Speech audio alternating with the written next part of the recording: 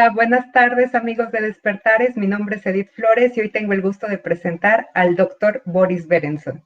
Él es doctor en historia con estudios en psicoanálisis. En los últimos años se ha dedicado al análisis y la difusión de la cultura. Hace un año publicó Tlamatini, homenaje a Miguel León Portilla. Actualmente se encuentra en prensa el Manual de Buenas Costumbres para Ciudadanos en Redes y también mantiene la columna Rizando el Rizo en los portales Mujeres es Más y Arsenales. Bienvenido, doctor.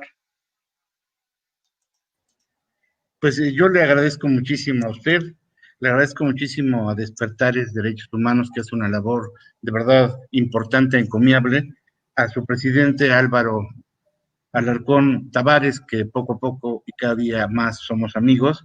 Y bueno, sin más, empezaré por leerles y comentarles una breve sobre lo que es la cultura y qué está sucediendo. Habría que empezar por decir que cuando los intelectuales se preguntan o tienen curiosidad sobre la existencia, habría dos razones inmediatas. Una es que todo fluye y todo está en un gran momento, que es un momento de gloria, y entonces nos sobra el espacio y el tiempo, que nunca ha sucedido, desgraciadamente, mucho en la historia, más allá que en los griegos, que tenían mucho mayor tiempo de pensar y repensar su existencia. O bien habría que pensar que vivimos una gran tormenta y una gran crisis social. Creo que la segunda es una respuesta importante, porque creo que el trabajo cultural e intelectual tiene que ver y tiene que ser cotidianamente una reflexión que haga que una respuesta inmediata a los grandes problemas sociales, culturales, económicos, políticos. Si no, pues la academia no sirve para nada porque no cumple esta vital existencia, ¿no? Quizás uno de los temas que aquí vale la pena reflexionar es un poco lo que planteaba hace algunos años la posmodernidad, cuando la posmodernidad dice que, bueno, parece ser que ya no había más que hacer, que estaban acabados los grandes valores, y de pronto, oh sorpresa, años después, no solamente estaban acabados los grandes universales, sino que tenemos una discusión sobre el ser y la cultura al interior de una pandemia que ha modificado todos sus valores. Siendo así, me quiero referir a una frase de Primo Levi. Ustedes saben, Primo Levi, pues es uno de los grandes escritores que vive cotidianamente cercano a los derechos humanos, porque su vida está ligada cultural, política y existencialmente a lo que significó la Segunda Guerra Mundial y a lo que significó, sin duda alguna, el fascismo italiano. Dice Primo Levi, en su libro Esto es un hombre, que existen los fantasmas cartesianos. Y dice Levi más, que estos fantasmas cartesianos imponen ideologías con el propósito de justificar todo desde un dogma. Es decir, dice Primo Levi abundando más, al hacerse dogmas, estos se convierten en la cultura. Y esa es la cultura que nos han vendido. Este escritor judío italiano se adelantó a la respuesta que años más tarde diera el psicoanalista Jacques Lacan, renovador de la teoría freudiana, cuando Lacan le contesta a Descartes diciendo: donde me pienso no existo, es decir, es un imaginario. Entonces habría que pensar desde esa óptica que los valores culturales son un imaginario que hemos construido, un constructo que hace al tiempo y al espacio y que denotan una necesidad que marca, sin duda alguna, una ruptura con el pienso, luego existo. Es decir, si habláramos de los valores culturales como un derecho, tendríamos que pensar desde otra lectura. Tendríamos que pensar que los derechos nos pertenecen y que no habría que romper con la idea del dogma, y ahí la propuesta de Primo Levi y de Lacan, donde el dogma es imponer un sentido total a la cultura y a la educación como derechos, al contrario de lo que deberían ser los derechos. Es decir, la posibilidad de que la cultura exista es rebasar la posibilidad de que se quede en la pura apología de su majestad la razón. En ese sentido, años más tarde, la relación desde la teoría de la cultura y los derechos humanos ha estado tradicionalmente limitada a la concepción de los derechos culturales. Aunque derechos como la educación y la participación en la vida cultural han sido fundamentales para unificar distintas demandas sociales en favor de una visión del desarrollo, hoy sabemos que esta no se limita a imposiciones del capital. Su existencia da cuenta apenas de una superficie mínima del vasto territorio que significa la interdependencia entre los dos conceptos en cuestión. Es decir, al capitalismo le interesa vendernos una imagen de lo que es la cultura, una imagen que, como ustedes pueden ver, la pandemia nos ha demostrado que ha fracasado porque eso no es la cultura, ni tampoco la educación. Es decir, el derecho a la cultura es la posibilidad de acercarnos a todo aquello que consideremos cultura y que, bueno, realmente es un marco amplísimo. La propia idea de los derechos humanos es una construcción cultural, partamos de ello. Al perder esto de vista, quitamos también del foco los muchos consensos que aún faltan por alcanzarse entre los distintos grupos sociales.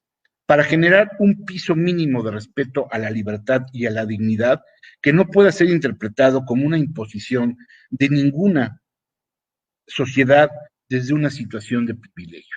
Y aquí estaría una de las llaves que tendríamos que abrir para entender la cultura.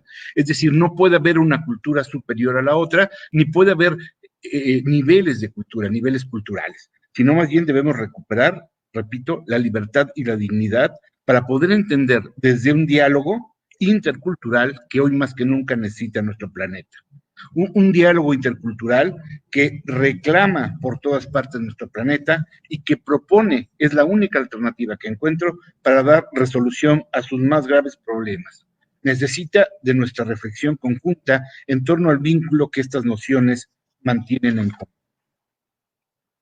Si pensamos que esto es cierto, habría que acercarnos a las posturas que aseguran que existen personas o grupos más o menos cultos o más o menos con derechos. Esto nos distancia de aseveraciones que buscan la semejanza. Digamos que habría que pensar más en el otro para establecer una semejanza en las tradiciones, la cultura, y partiendo de que existe o debe existir una conversación permanente donde lo que prevalezca sea el diálogo como un derecho permanente para establecer una nueva forma de reflexionar sobre lo que significa la cultura para mantener una, sin duda, experiencia sustentable vital. Los derechos humanos, como ha señalado Malvina Guarajiglia, los derechos humanos poseen de manera intrínseca una insoslayable dimensión social y por ello cultural que es imprescindible considerar si se quiere medir el grado real del compromiso. Es decir, si no hay un compromiso vital, no podemos pensar entonces que existe un compromiso cultural y un compromiso social. ¿Qué quiere decir esto? Repensar nuestro pensamiento, valga la redundancia, cotidianamente, que no existan los valores estéticos, éticos, epistemológicos, que es el tema que nos ocupa, como un valor total. Habría que pensar históricamente y decir que todos los valores que hacen a la filosofía, los grandes valores filosóficos, son sin duda valores históricos. ¿Qué quiero decir con esto? Que habría que pensar en una ética del deseo, que significa en todo sentido una ética que asumo lo que deseo y soy consecuente con ello, y no una ética del deber ser. Desde ahí la cultura cambia de lugar. Es decir, no es una cultura que imponemos, que así debe ser, sino es una cultura que deseamos. No es una cultura que se vende, sino una cultura que obtenemos porque así lo queremos. La cultura no debe ser una imposición. Bien lo decía Freud, ya muy lejano, bien lo decía en su Malestar de la Cultura, que es un libro importantísimo porque además la traducción no es la cultura, es la civilización. Y Freud dice, bueno, es que cuando se impone una civilización, que es la forma en la que tenemos para existir, esta civilización produce, ¿no? Grandes catástrofes como son la neurosis, ¿no? Es decir, cuando aprendemos a vivir civilizadamente, que bueno, habría que ver si esto es cierto o no es cierto, aprendemos también, nos son impuestos pulsiones vitales, pero pulsiones tanáticas también, porque todos los días nos dicen qué debemos hacer. Si esto lo vamos viendo, siguiendo a teóricos como Zizek, han marcado que se ha perdido, entre otras cosas, Barico también lo señala con agudeza, se ha perdido el valor de la sutileza cultural. ¿Qué quiere decir la sutileza cultural? Esto, la posibilidad de encontrar los derechos como un valor absoluto para entender y propiciar una cultura todos los días. Podemos pensar entonces que se trata de instrumentos internacionales, colectivos, en donde se encuentren todos, que reconozcan la cultura como un derecho, además de establecer sus respectivos mecanismos de garantía y protección. Es decir, el Pacto Internacional de los Derechos Económicos, Sociales y Culturales. Estamos frente a un gran tratado multilateral adoptado por la Asamblea General de las Naciones Unidas en 1966, es decir, hace 54 años.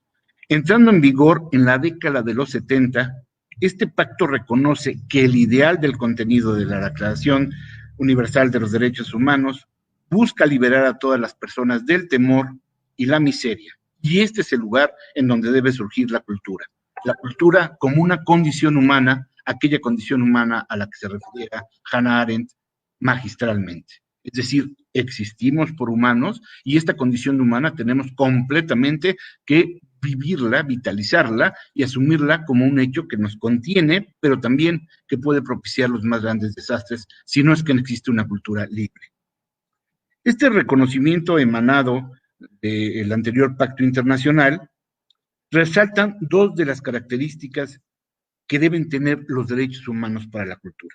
La primera es la progresividad de los mismos e implica que aun cuando exista un instrumento de salvaguarda, a ciertos derechos, ello no significa que en el futuro estos no se puedan ampliar. Es decir, en la medida en que la cultura se va ampliando y vamos conociendo más espacios culturales, esto que alguna vez se habló de la sociosfera, de la biosfera, bueno, tenemos en esa sociosfera que construir un espacio para la cultura que sea completamente un derecho universal. Y este va creciendo en la medida que vamos descubriendo lo que atinadamente Immanuel Wallenstein llamó el tiempo-espacio. Esta conducción del tiempo-espacio es cómo se va modificando cotidianamente la realidad que vivimos. Y bueno, aquí habría que decir también que jugamos con un imaginario idílico de lo que creemos que es la cultura que habría que romper. Es decir, la cultura no es un ideal, la cultura no es un imaginario, la cultura no es una meta a alcanzar, la cultura es un producto cotidiano que todos los días se hace y todos los días se modifica. Espero que hayamos rebasado ya hace muchos años la idea de lo que se llamaba la gran cultura y la baja cultura, ¿no? Sin embargo, por ahí todavía siguen existiendo quienes se toman en este lugar, y esto rompe entonces la idea principal de los derechos culturales. Hay una lectura implícita de esta característica que es necesario hacer visible. La progresividad suele leerse como el potencial de los derechos humanos de multiplicarse, es lo que decía hace un rato, ¿no? Es decir, no se trata de una moda, se trata de una posibilidad cotidiana de ir creciendo lo que entendemos por cultura, como valor cultural. ¿Cuál será el gran ethos, ¿no? ¿Hacia dónde nos lleva la cultura? ¿Cuál es la posibilidad que tenemos los seres humanos para producir y cultivarnos y al mismo tiempo para ir creciendo en esto que entendemos como cultura? También puede ser sometido al tiempo y entonces los derechos humanos buscarían multiplicarse, pero también puede entenderse como una posibilidad de un recordatorio cotidiano de que los derechos humanos son una construcción cultural que debe prevalecer en nuestra sociedad. Esta construcción, que puede y debe revisarse cotidianamente, ha marcado los procesos históricos desde que aparecen los derechos humanos hace algunas décadas y siglos. Y estos procesos históricos involucran a nuestra sociedad. Por eso no es raro las grandes preguntas que se han hecho en estos días aciagos sobre hacia dónde caminará la educación y la cultura. Porque en muchas ocasiones ha sido la negación de los derechos humanos, la negación de los derechos de las familias, quien ha evitado la posibilidad de ir profundizando a lo largo del tiempo.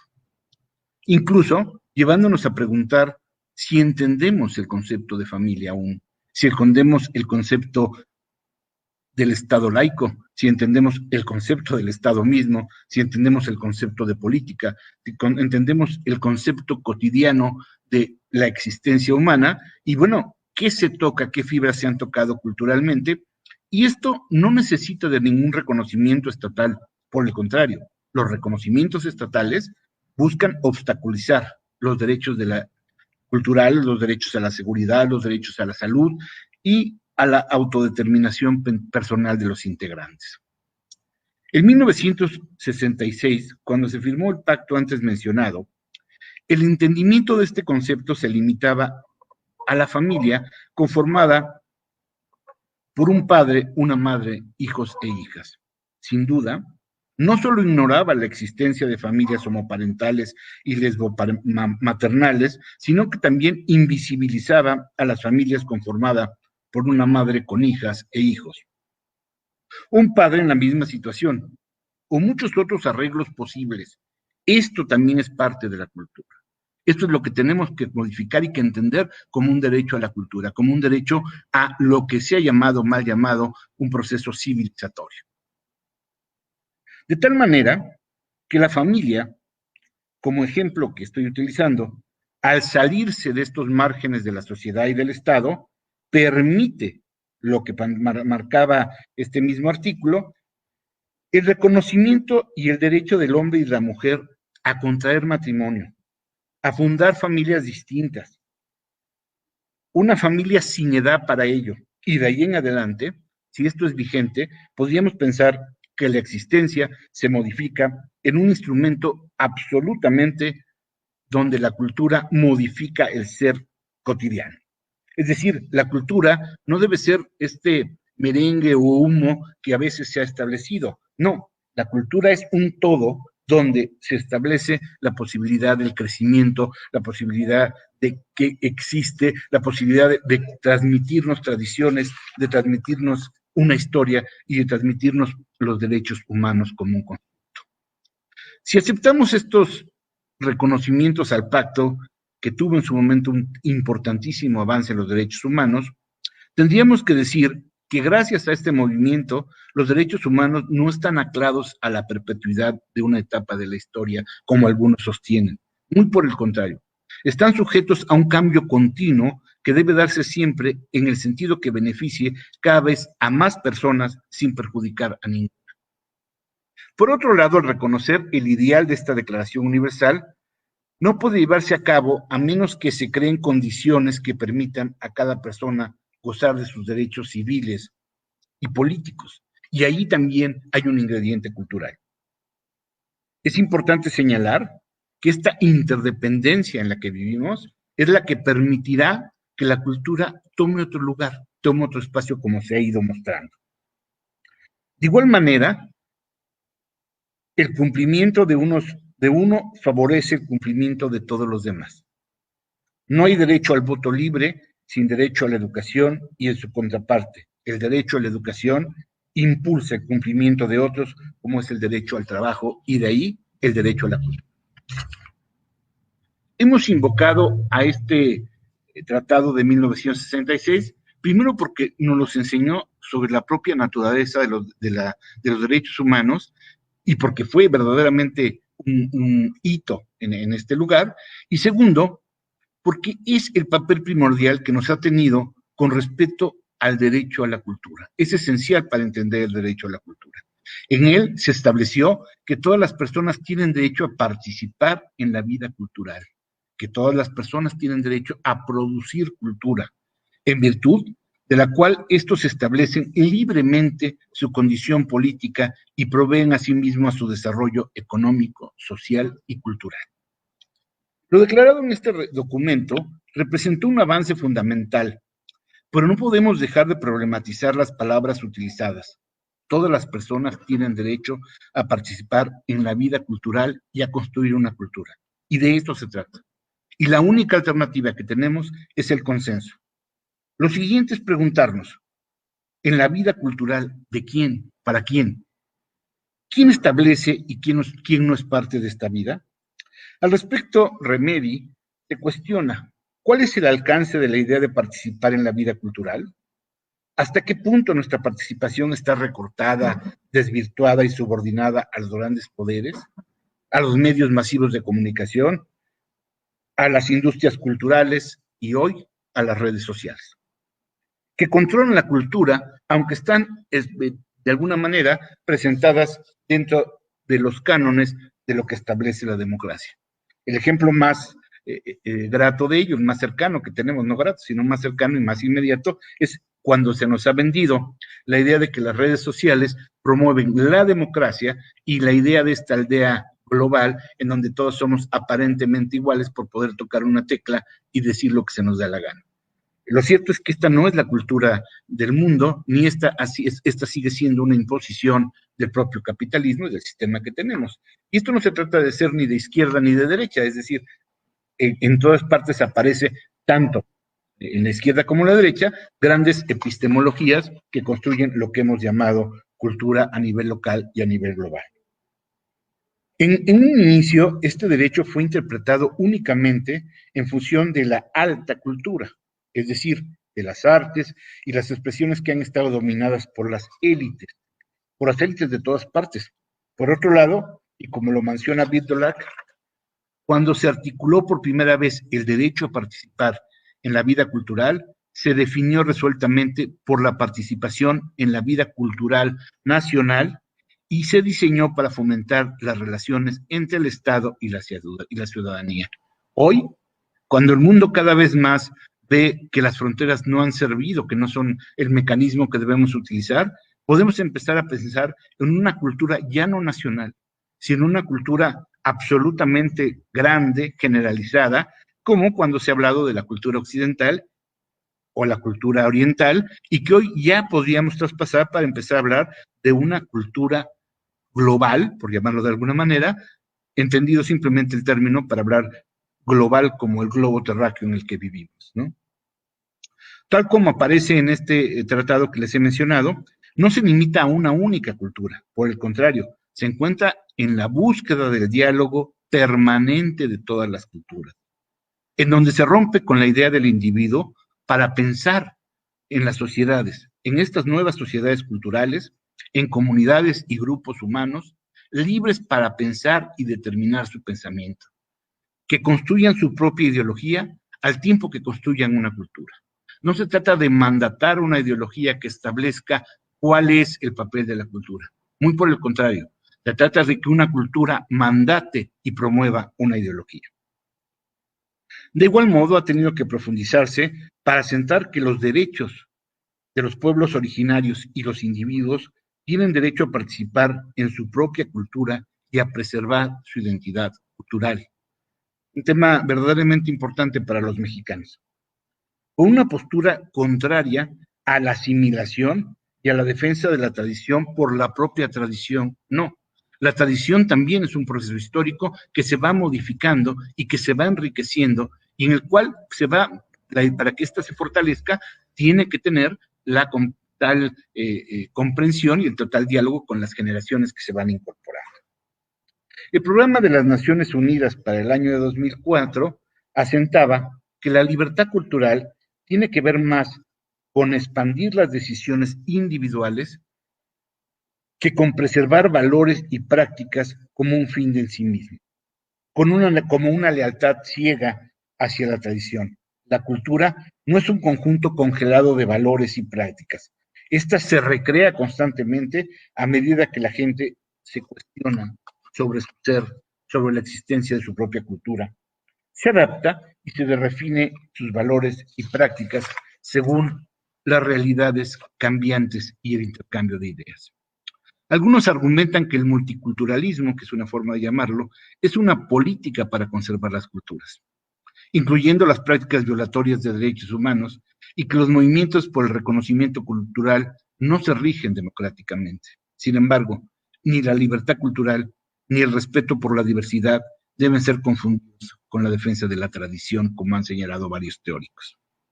Con respecto al derecho a participar en la vida cultural, la Organización de las Naciones Unidas para la Educación, la Ciencia y la Cultura, la UNESCO, ha ido un paso más allá, asegurando que este derecho, cito, el derecho de todas las personas individualmente o en asociación con otras como comunidad, a conocer y entender su propia cultura y la de los otros.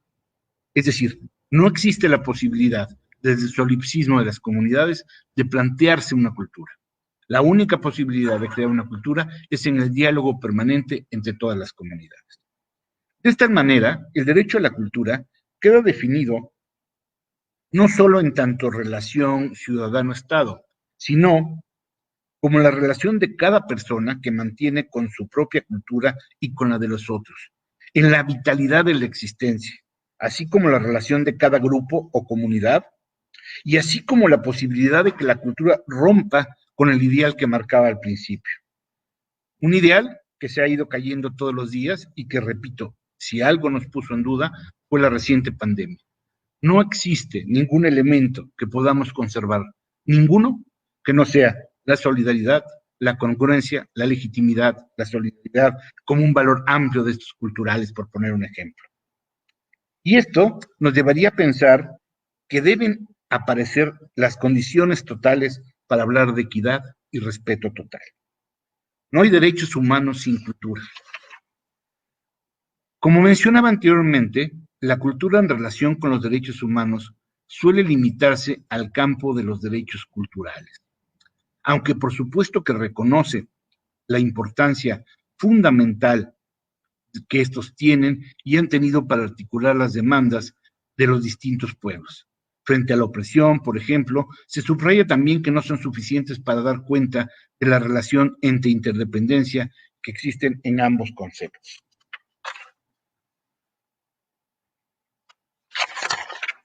Finalmente, me gustaría dejar como reflexión que pensar en los derechos humanos en función de la cultura nos lleva a cuestionarnos las palabras con las que hemos construido su discurso. Y aquí es donde están las grandes dificultades que dejo para que ustedes las construyan, que han existido en todos los grupos sociales que estos participen en condiciones de equidad. Es ahí donde tenemos la gran pregunta por hacer. ¿Cómo construir los derechos culturales sin hacer dogmas universales, sin construcciones colectivas que tenemos que formar día tras día con el impulso del debate, la argumentación y el entendimiento? Creo entonces, para concluir ahora sí, que el reto no es el de homogeneizar al planeta, sino muy al contrario, el de conseguir un consenso a partir de la diferencia. Para ello, hay que entender que los derechos humanos y la cultura no son la palabra de un profeta, no son una inscripción en una piedra, no es que no se pueda modificar, no es una escultura, son una obra colectiva a la que cada sociedad y cada grupo ha de depositar sus más altos ideales de libertad y dignidad. Muchas gracias. Doctor, muchísimas gracias por esta plática tan interesante. Mire, aquí nuestro auditorio tiene algunas preguntas, se las comparto. Pregunta Carolina Romo, ¿cómo hacer de las culturas que son particulares derechos universales? Creo, Carolina, que es usted muy asertiva, es un tema muy complicado. Más bien se trataría de cómo estas culturas dejan de ser particulares, cómo las sacamos de esa categoría para universalizarlas. Es decir, si decimos que son culturas particulares, es porque ya están dentro de un canon que rompe la idea de una cultura universal. Yo creo que al revés, es una pregunta que no sabría cómo hacerlo. Más bien lo que trataría es de que las categorías se invirtieran y cómo los derechos universales incluyen a esto que usted llama culturas particulares. Es decir, no debe existir digamos, canon de lo general y lo particular, más bien habría que hablar de una generalidad donde cabemos todos.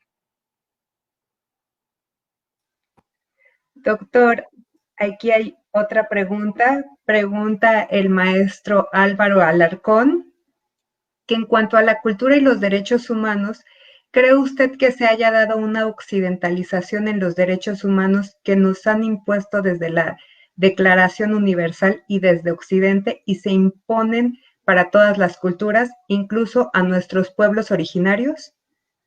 Bueno, creo que el maestro sabe mucho de esto y sin duda me pone una trampa a la cual no puedo huir. Claro que sí, sin duda alguna. Los derechos humanos son una construcción occidental que tuvo una vigencia y yo creo que cotidianamente se empiezan a compartir con los ideales de Oriente y que cada día más pues tendremos que encontrar mecanismos para que no sea la imposición. Pero esto pasa con toda la cultura, es decir, quienes crean en Hegel, pues están siendo absolutamente colonizados y entonces entraríamos en un terreno muy, muy complicado de trabajar, pero que sin duda creo que así es. Es decir, se trata de romper con los valores que quienes tenían el poder nos impusieron y que ahora tenemos que retrabajar.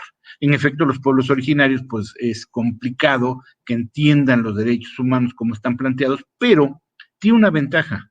En la medida que vamos estableciendo estos derechos, vamos dando espacio a los pueblos originarios y a todos los que existen.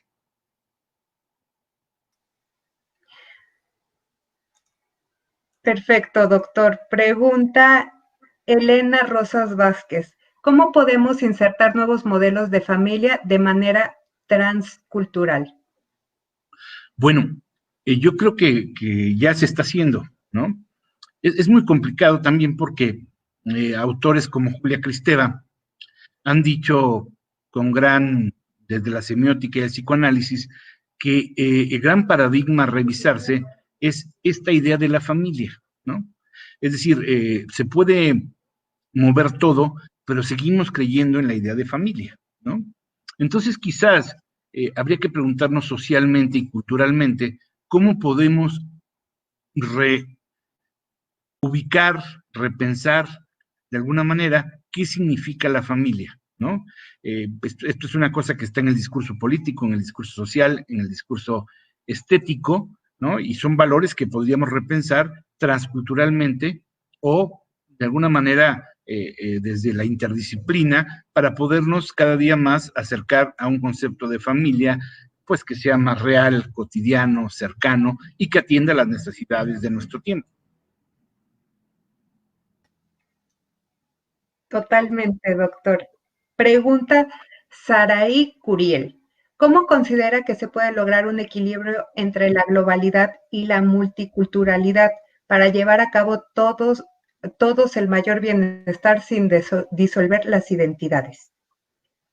Bueno, la maestra Curiel es muy sabia en estas cosas, entonces me hace una trampa gigante, que ella que me podría ayudar a contestar.